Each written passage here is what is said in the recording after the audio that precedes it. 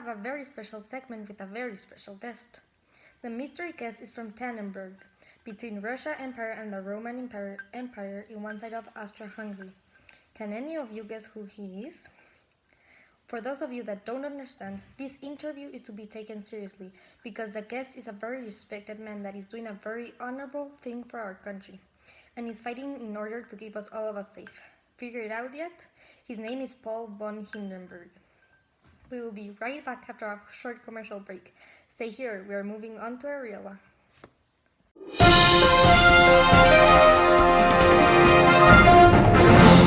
Thank you for waiting. Right now, passing on to Ariella, who is broadcasting live in the Battle of Tannenberg with General Paul von Hindenburg.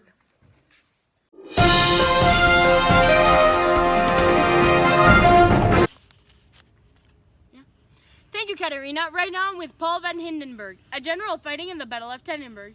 Good afternoon, Paul. I'm just here to ask you a couple of questions. I hope that's not a problem. Not at all.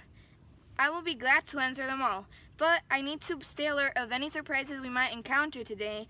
After all, I am here to fight a war, and I am not leaving until I win. Okay, I'm glad to be here. So, Paul, do you know the amount of people that have died during this battle? I have a feeling I should ask you this, since the field is covered with many collapsed bodies being carried by trucks and carts.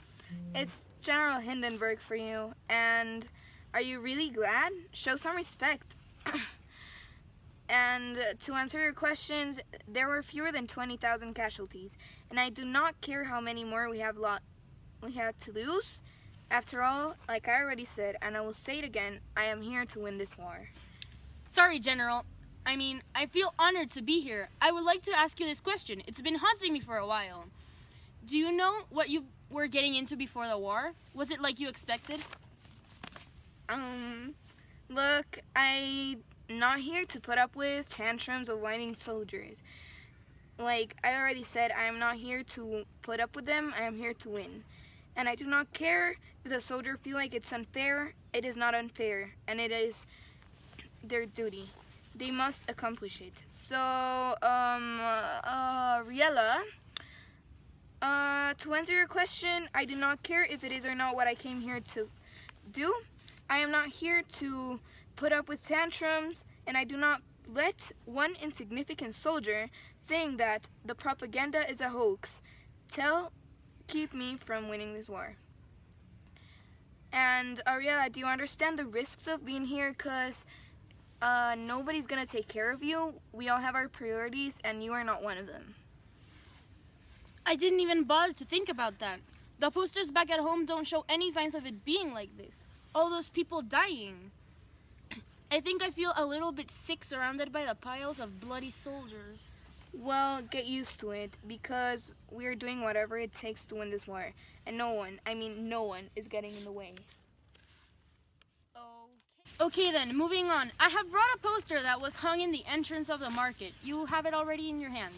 Can you please explain to the people back home why is it that the poster doesn't show the reality that I, personally, am witnessing right this second? Well, wait, is this going live? Is this public? Yes, we're broadcasting live on national TV. No, cut the...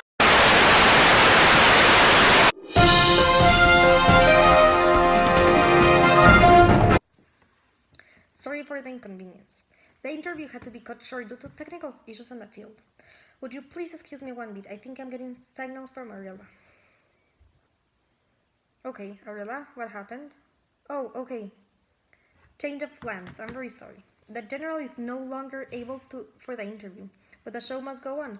Now changing positions and interviewing a soldier in the front line.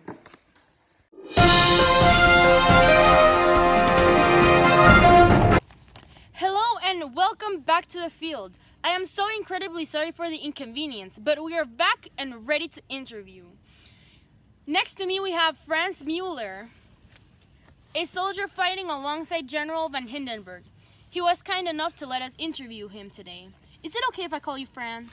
Yes, for sure. I feel honored that you find me significant enough to be on TV. I haven't gotten any human interaction with another person that is not on the field in months. I should be the one being honored here. Thanks for letting me interview you. Let's start. I want to get your opinion on a previous question I already asked General von Hindenburg. Do you know the amount of people that have died during this battle? Not actually, but according to the people that I see every day on the sides of where I live, actually, I encounter a little more than 15,000. And I don't know, I don't feel like the general is going to stop now. And this question sort of gets me emotional. Oh, I am really sorry. My friend didn't make it back from a front line this morning. I hope he's hitting somewhere. Because I don't know what I'm going to do here without him. I'm really sorry. I didn't mean to ask you that. I'm really, really sorry.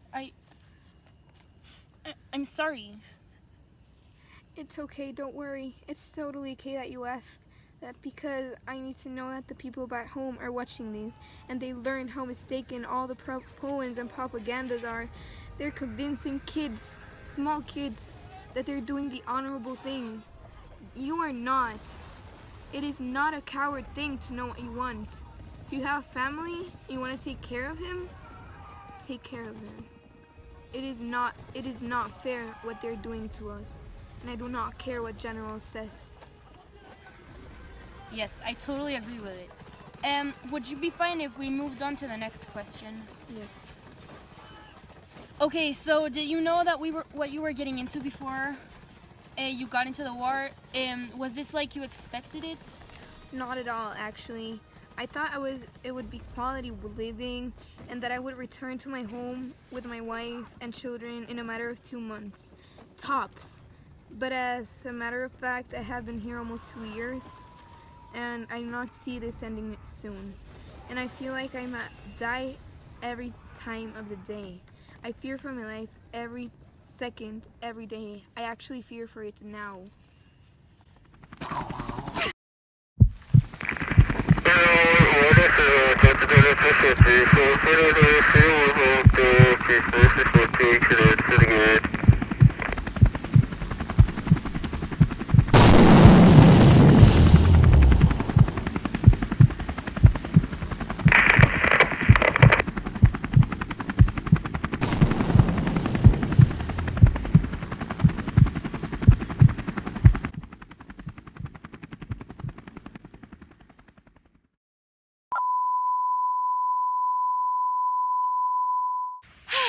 That was a close one. You think?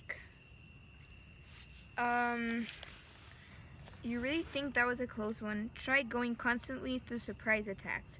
Try not being able to sleep for months because you have to move in a hurry constantly.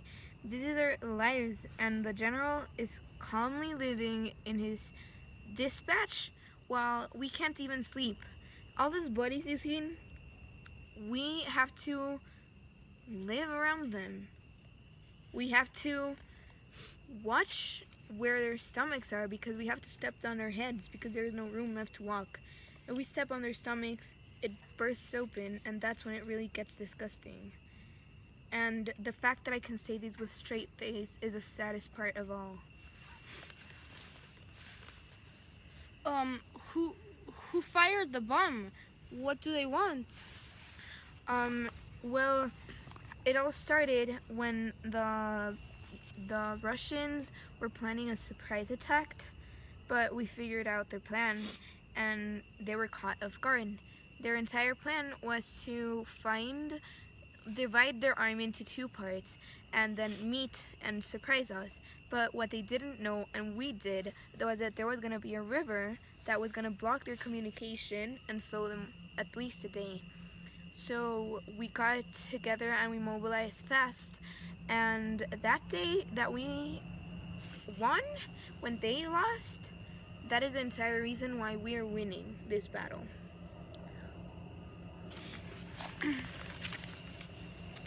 I can't believe it. That sounds very intricate. It is impressive how timing affects so much.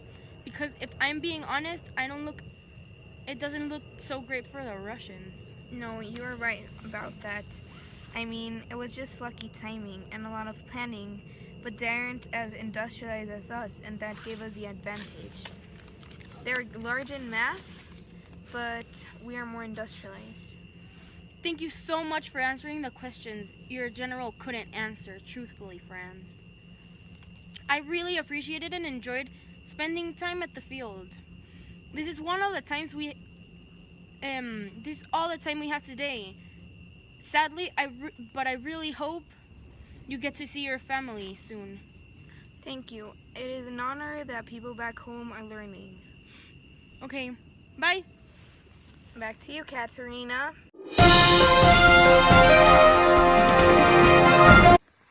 Thank you, Ariela. I feel like it's a true honor to help stop all the fake propaganda and teach people about the real life in the trenches. Thank you for watching this episode, and we will give you updates on the battle soon. So thank you.